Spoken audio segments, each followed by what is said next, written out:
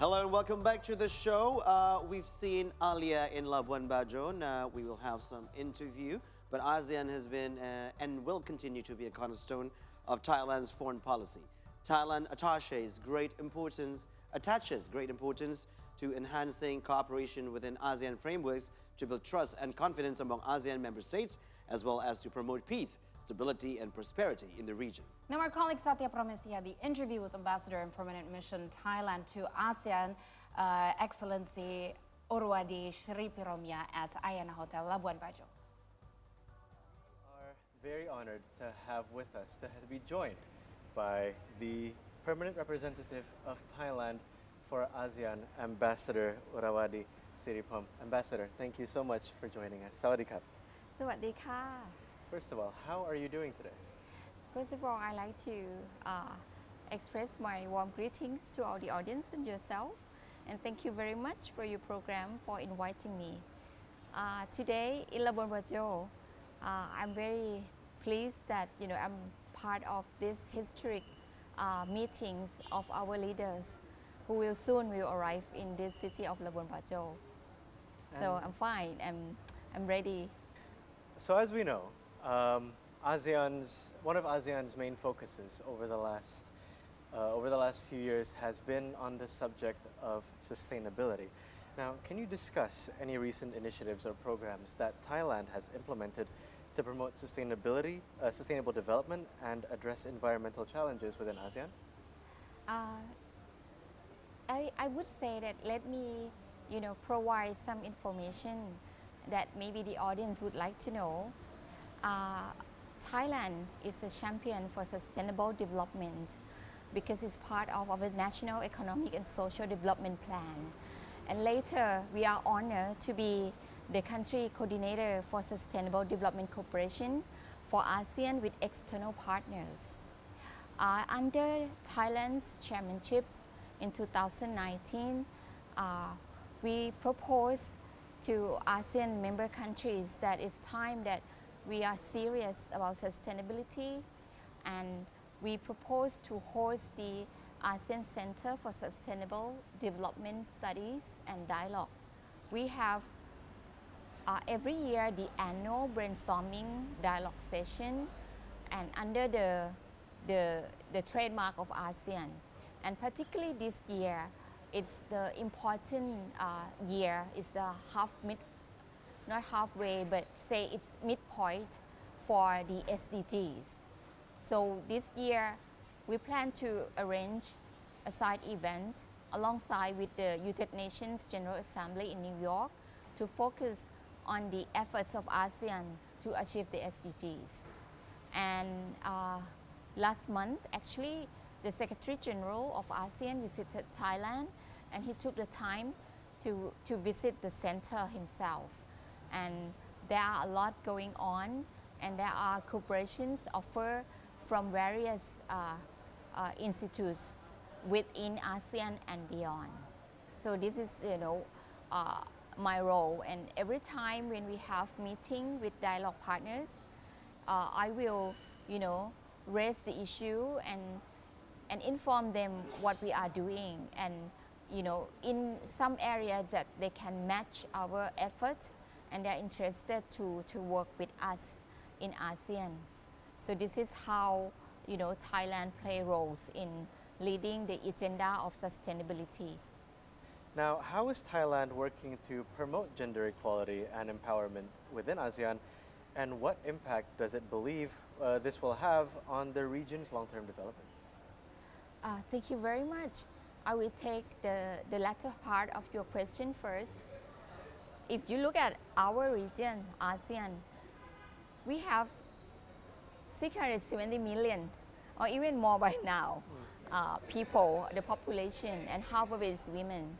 And women is the one who carry the burden of raising the children. Mainly, let's say, our society is changing. The men is helping more. But I'm glad that you talk about this agenda. If half of the population, can get the equal opportunities, in terms of income, in terms of opportunities for to invest in the future, and that means, you know, the whole household will get the benefit when women is empowered, you know, elections, the right to education, the rights to be employed, the rights to have equal payment, the salary and everything. So I think this is a big issue, given that we are a big region, and given that it's the big issue of the United Nations as well. And we in ASEAN, we should show that, you know, women will not be left behind. No one should be left behind. And women and children, they, you know, we are the factors that will be affecting long-term development of the region. And I can say that for Thailand, we, you know, together with ASEAN member countries, we have the mechanism to work to promote the rights of women. We have the mechanism, it's called ASEAN Committee for Women and Children.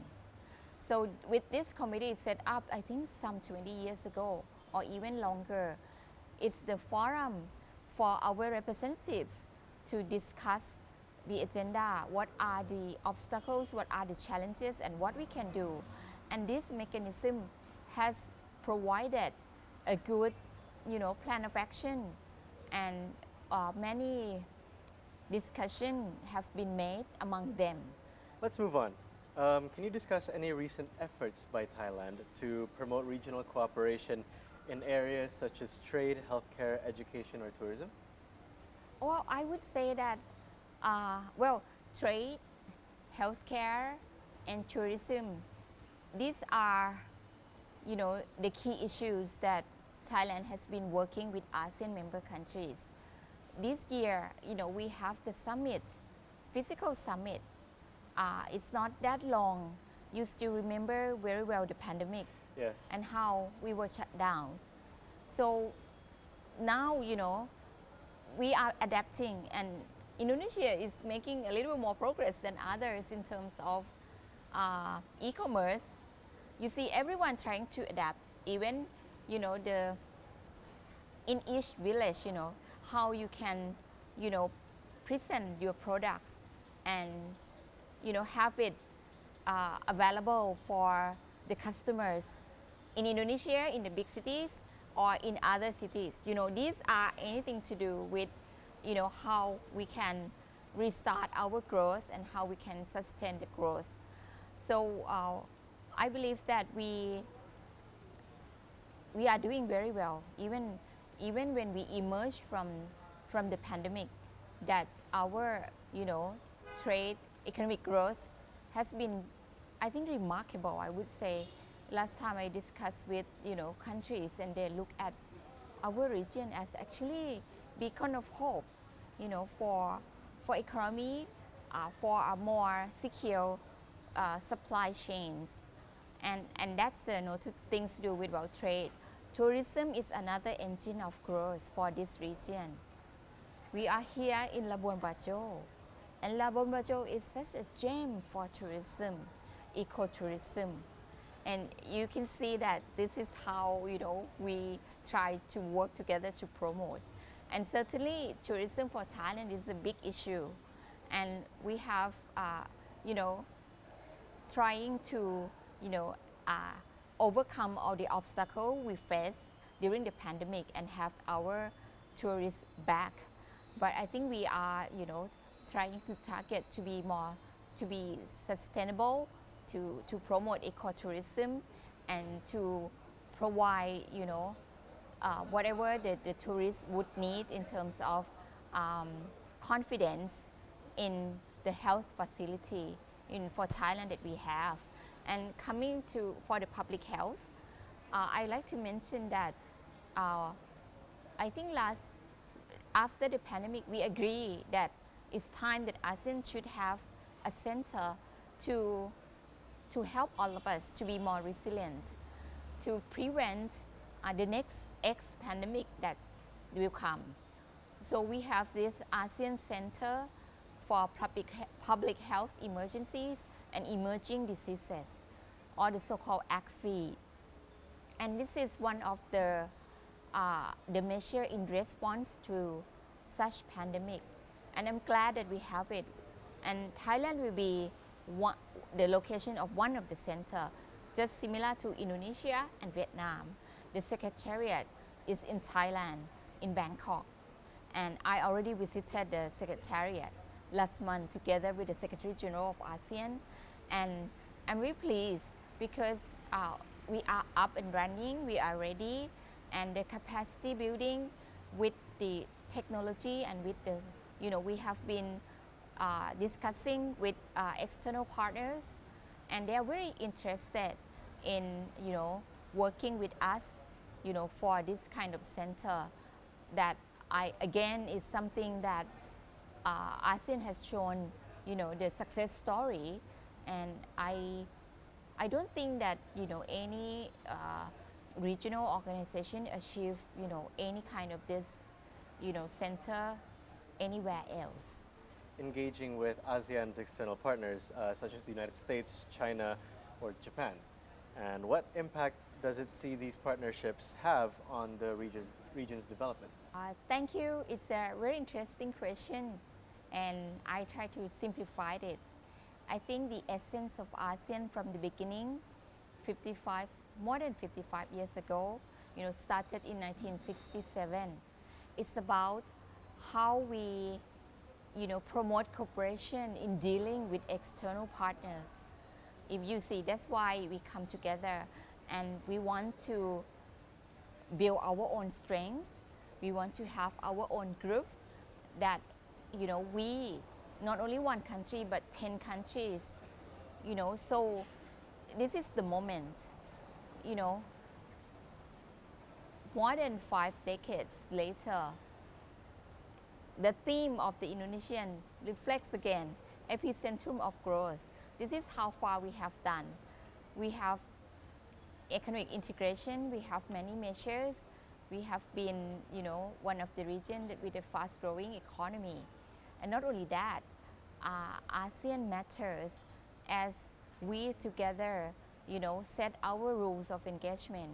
Anyone who wants to, be our partner, you have to respect the rules of the game, by ASEAN. And we call it, in short, ASEAN centrality. We have ASEAN Charter for ourselves to be rules-based organization. We have the Treaty of Amity and Cooperation, as rules of the game that people should respect. And when we engage with big players, like you said, the US, China, and Japan, then, they also respect our rule, and they have to engage with us and listen to us, listen to our concern, listen to our priority, and play constructive role for the region. With the US, last year it was the 45th anniversary of ASEAN-US relations, dialogue relations, and last year we achieved the comprehensive strategic partnership with the US. And the US, would support us and engage with us in the area that we identify to them.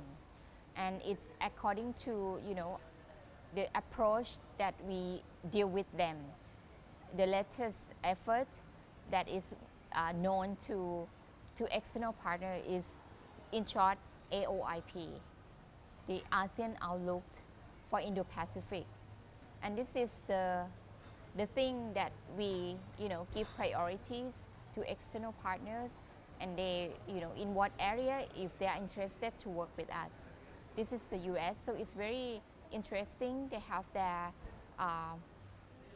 plan of action with us. We achieve plan of action, and we are, giving them that the 4 priorities area of the AOIP: economic growth, sustainable development, connectivity, and maritime security. These are the 4 priority areas that, the US shows interest to work with us on this. And we are working on, concrete programs and projects with the US. And for China, China has also been very important partner of ASEAN. if we look at uh, the figure for, in terms of economic cooperation, China has been the largest trade partners of ASEAN since 2009. So China is big, China is in the region, China engaged with us. And during the pandemic, it was China who offered us, the vaccine for, to help our population deal with the pandemic of COVID-19. And, we are thankful for that. And later on, the US as well, they also, offer the mRNA vaccine for our, people here. So, but right now, we always send the message together. And with this year, with the Indonesian Championship, the message is clear and loud that we want the two countries to have constructive engagement, to the point that it should not undermine the region's efforts to sustain economic growth, and it should, assure that the region, has maintained peace and security and stability. I think we have sent the signal that for ASEAN, we want cooperation, we want consultation, with all external partners, and we deal with them in a balanced manner. If any outside, external partner, if they have any issue together among them, better sort it out. And besides, don't forget that the development of ASEAN, we are always platform for dialogue. And this time the summit is only among our ASEAN leaders. But next summit, it will be the time that we engage with the leadership of the external partners. So, and also with the East Asian Summit that Indonesia will be sharing as well. So it's the good platform that the powers and external partners will come, and they would have a chance to, to express, their interest and their concern, and how, they can deal with us. I almost forget Japan, but I cannot forget it because for Japan I have a lot to say. This year, this past 3 years until this year, Thailand is the country coordinator for ASEAN-Japan dialogue partnership, and this year it reaches very important milestone. ASEAN and Japan celebrates our Golden Jubilee 50th anniversary this year, and we have Thailand has coordinated with ASEAN member countries to have a meaningful, heart-to-heart, people-to-people cooperation. And this is reflecting in the logo and the theme of the celebration. We have actually, ASEAN and Japan, we together, we have the logo competition, logo and catchphrase competition. And we have, now the logo very nicely and launched by our foreign ministers, earlier. And for the catchphrase, Golden Friendship, Golden Jubilee, it means a lot. And it means it's a good opportunity, it's great opportunities for ASEAN and Japan, for the people to, look back, in the past 50 years that we have been in partnership, and always in a cordial manner, very close, very warm. And, for the next, 50 years, what should we do together to further promote the cooperation, not only between the government, but also with the people? I think this year you will be informed of many activities that ASEAN and Japan will be having together. And this year, our leaders, apart from the summit, ASEAN-Japan regular summit in September in Indonesia, this year we agree that we would have a commemorative summit between the leaders of ASEAN and Japan. So it will be the last summit of this year. Thank you so much for your time and having this conversation with us in front of this very beautiful view as well. It's my pleasure. Thank you very much.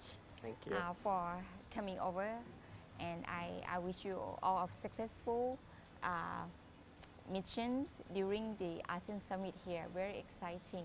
Thank you very much. Thank and you. thank you for the audience for having us. Thank you. Thank you.